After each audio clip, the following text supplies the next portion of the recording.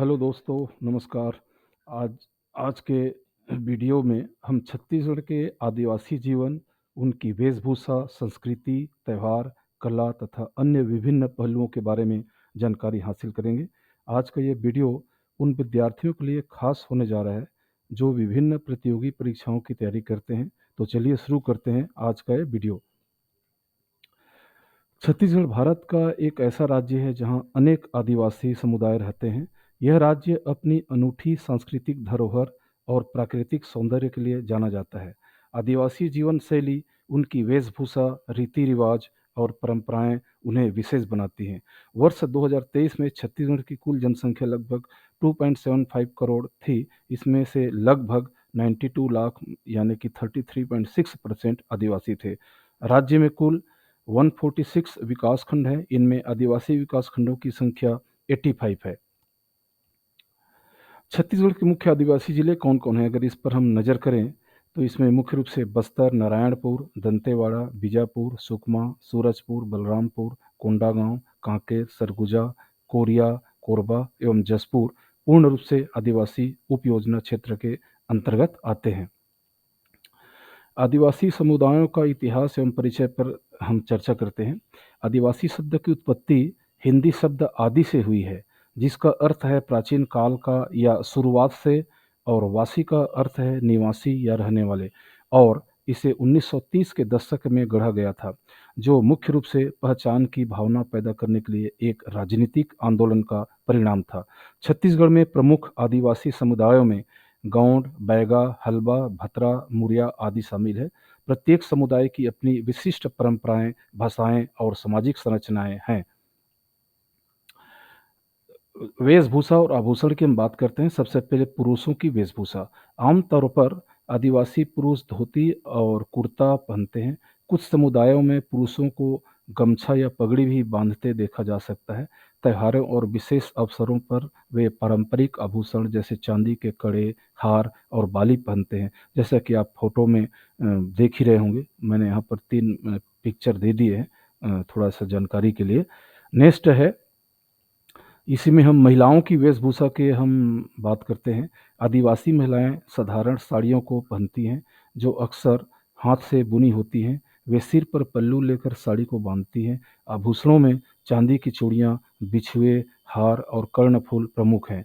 बस्तर की महिलाएं अक्सर मेटल की ज्वेलरी पहनती हैं, जो उनकी संस्कृति का महत्वपूर्ण हिस्सा है। आवास और जीवन शैली की अगर हम बात करें, आदिवासी समुदायों के घर प्राकृतिक सामग्रियों जैसे बांस, मिट्टी और घास फूस से बने होते हैं। घरों की बनावट और संरचना मौसम और जलवायु के अनुरूप होती हैं। वे अपने घरों को सुंदर चित्रों और मूर्तियों से सजाते हैं। अब हम इसकी कृषि की बात करते हैं आदिवासियों की। आदिवासी समुदायों की मुख्य जीविका कृषि है। वे परंपरागत तरीके से खेती करते हैं, जिसमें झूम खेती प्रमुख है। वे धान, मक्का, बाजरा और दालें उगाते हैं। आदिवासी अनाज, सब्जी और मसालों की तरह दलहन और तिलहन भी कृषि भी स्वयं ही करते हैं। रबी फसल के रूप में इनकी खेती जोरों से होती है। दलहन में उड़द, राहर जिसको हम अरहर बोलते हैं, हिरुआ आदि दालों की खेती की जाती है एवं साल भर इनका इस्तेमाल किया जाता है। तिलहन के रूप में तिल एवं सरसों की खेती जोरों से होती है। कुछ बैगा और एवादी आदिवासी जो हैं अब बेवर की तरह खेती करते हैं। बेवर मतलब धरती पर न हल चलाते हैं, न ही फसलों को नष्ट करने के लिए आग लगाते हैं। उनका मानना है कि धरती हमारी माता है और माँ पर हल चलाने से उन्हें कष्ट होगा। कुछ खेतियों जो करते हैं आदिवासी लोग, उनका मैंने यहाँ पर पिक्चर दे रखा है। आप चाहें तो वीडियो पॉज करके इनको आराम से पढ़ सकते हैं। अब हम वन उत्पाद जो जंगलों से मिलने वाले कुछ हैं, जैसे वनों से मिलने वाले उत्पाद हमारे पास जैसे महुआ हैं, साल के पत्ते हैं, तेंदुपत्ता और जड़ी बूटियाँ उनके आर्थिक जीवन का अहम हिस्सा भी है। लोग जंगलों में जा कर के ये सब कलेक्ट करते हैं, उनको बेचते हैं। ये इनका जीवन का मुख्य स्रोत है पैसा कमाने का। नेक्स्ट है त्यौहार और संस्कृति। त्यौहार, आदिवासी समुदाय विभिन्न त्योहारों को हर्षोल्लास से मनाते हैं। बस्तर दशहरा, गोंचा, मड़ई प्रमुख हैं। इन त्योहारों में नृत्य, संगीत और पारंपरिक खेलों का आयोजन होता है। जो बस्तर का दशहरा त्यौहार छत्तीसगढ़ में सबसे फेमस है, उसका मैंने एक फ़ोटो आपके सामने दे रखा है, कृपया इसको आप पॉज़ करके देख सकते हैं। संस्कार और रीति रिवाज की अगर हम बात करें तो जन्म, विवाह और मृत्यु से जुड़े विभिन्न संस्कार और रीति रिवाज अद्वितीय हैं। हर समुदाय के अपने विशेष संस्कार होते हैं जो उनकी परंपराओं और विश्वासों का प्रतीक है। आदिवासियों की शादी कैसे होती है? गौड़ जनजाति में भगेली विवाह प्रथा प्रचलित है, जिसमें कन्या अपने प्रेमी के घर भाग कर आ जाती है और एक निश्चित रुझान के तहत यह विवाह संपन्न होता है। गौड़ जनजाति में विवाह के अवसर पर जब लड़की वाले बारात लेकर लड़के वाले के घर आते हैं, तब ऐसे विवाह को पठौनी विवाह कहते हैं, जैसे आपने पिक्चर में देख रखे हैं। नेक्स्ट है आदिवासियों का कौन सा धर्म है? आदिवासियों का अपना धर्म भी है। ये प्रकृति पूजक हैं और वन, पर्वत, नदियों एवं सूर्य की आराधना करते हैं। आधुनिक काल में जबरन बाह्य संपर्क में आने के फलस्वरूप इन्होंने हिंदू, ईसाई एवं इस्लाम धर्म को भी अपनाया है। अंग्रेजी राज के दौरान बड़ी संख्या में ये ईसाई बने, तो आज़ादी के बाद इनके हिंदूकरण का प्रयास तेजी से हुआ है। कई आदिवासी लोग जीववादी हैं। कई लोग सरना धर्म का पालन करते हैं, जो प्रकृति में प्रकट सर्वोच्च आत्मा के प्रति श्रद्धा पर आधारित है, और कई आदिवासी लोगों इनको बहुत मानते भी हैं। आदिवासियों का वंशज कौन है? कुछ राज्यों में जनजाति के लोग महिषासुर को महान राजा और अपना पूर्वज भी मानते हैं। इन राज्यों में बंगाल, उड़ीसा, झारखंड, छत्तीसगढ़ और मध्य प्रदेश शामिल हैं। आदिवासी कौन से कास्ट में आते हैं? जनजातियां कई जातियों जैसे भील, गोंड, उरांव, मुंडा, संथाल, कोरकू, सहरिया, मीना इत्यादि में बटी हुई हैं। इन्हें एक साथ लाने के लिए यह शब्द ठीक है। आदिवासियों का भगवान कौन सा है? बिरसा मुंडा आदिवासियों के भगवान हो गए और उन्हें धरती आबा कहा जाने लगा। लेकिन आदिवासी पुनरुत्थान के नायक बिरसा मुंडा अंग्रेजी के साथ साथ अब मिशनरियों की आंखों में भी खटकने लगे थे। अंग्रेजों एवं मिशनरियों को अपने मकसद में बिरसा मुंडा सबसे बड़े बाधक लगने लगे। आदिवासियों के देवता कौन हैं? सर्वशक्तिमान ईश्वर में विश्वास कई जनजातियों में आम है। उदाहरण के लिए कोन्याक नागा सर्वशक्तिमान ईश्वर को गवांग कहते हैं। नुएर इसे क्वाथ नियाल कहते हैं। डिंका के बीच इसे नियालिक कहा जाता है, जबकि छोटा नागपुर की जनजातियों के बीच निर्माता भगवान को धर्मेश और सिंह बोंगा आदि नामों से जाना जाता है। सबसे पुराना आदिवासी कौन था?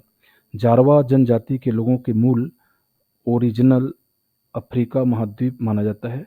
जारवा जनजाति को विश्व की सबसे पुरानी जनजाति माना जाता है, जो अभी भी पाषाण युग में जी रही है।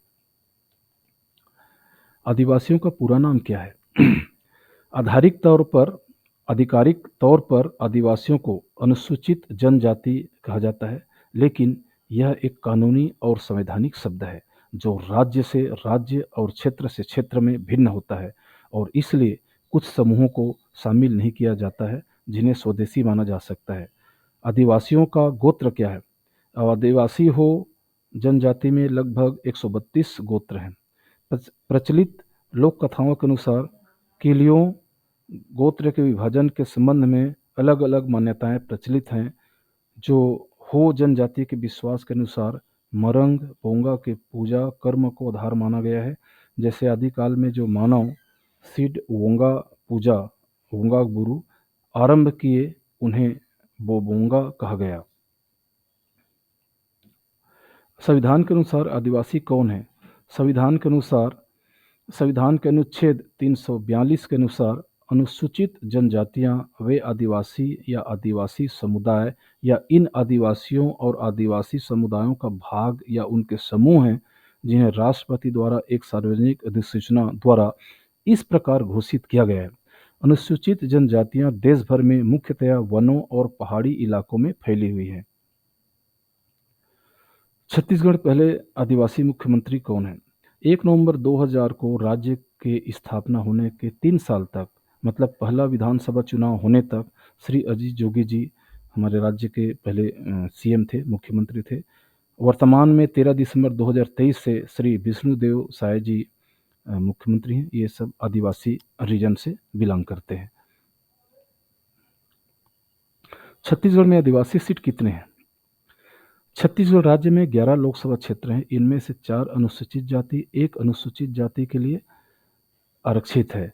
इसी तरह राज्य में 90 विधानसभा क्षेत्र हैं। इनमें से 39 सीटें मतलब 29 अनुसूचित जनजाति और अनुसूचित जाति के लिए आरक्षित हैं। छत्तीसगढ़ में कितने आदिवासी समूह हैं?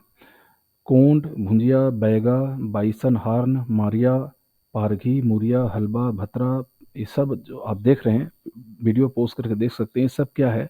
छत्तीसगढ़ की कुछ प्रमुख जनजातियां हैं जो कि छत्तीसगढ़ में पाए जाते हैं।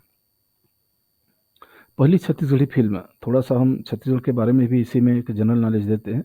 सन 1965 की कही देवे संदेश छत्तीसगढ़ी फिल्म है जिसे मनु नायक ने लिखा, निर्देशित और निर्मित किया है।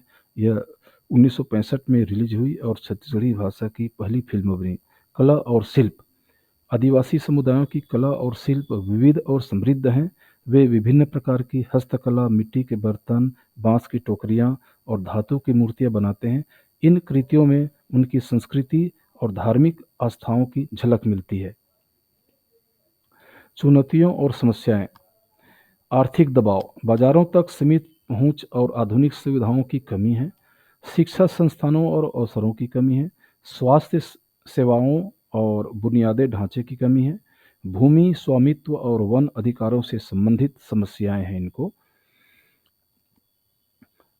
सरकार द्वारा इनको क्या संरक्षण दिए जा रहे हैं, इस पर हम चर्चा करते हैं।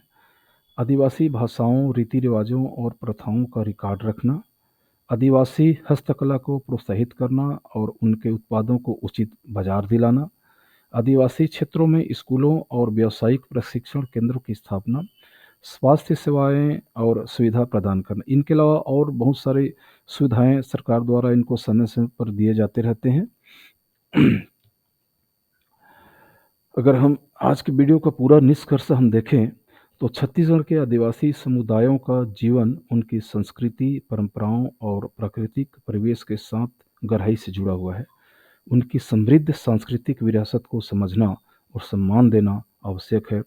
आधुनिकता के साथ तालमेल बैठाते हुए उनकी परंपराओं का संरक्षण और संवर्धन करने की आवश्यकता है। तो दोस्तों, आज का वीडियो मैं यहीं पर समाप्त करता हूँ। मैं सूबेदार मेजर एस.के. साहू आप लोगों से निवेदन करता हूँ कि अगर मेरा वीडियो आप लोगों को अच्छा लगा तो कृपया इनको देखिए, बच्चों को दिखाइए। आने वाली जो प्रतियोगी परीक्षा होती है उनके लिए बहुत ही एक कीमती चीज़ है। और मेरे चैनल में अगर आप नए हैं तो कृपया इनको लाइक, शेयर और सब्सक्राइब जरूर कर दीजिएगा। थैंक यू, धन्यवाद।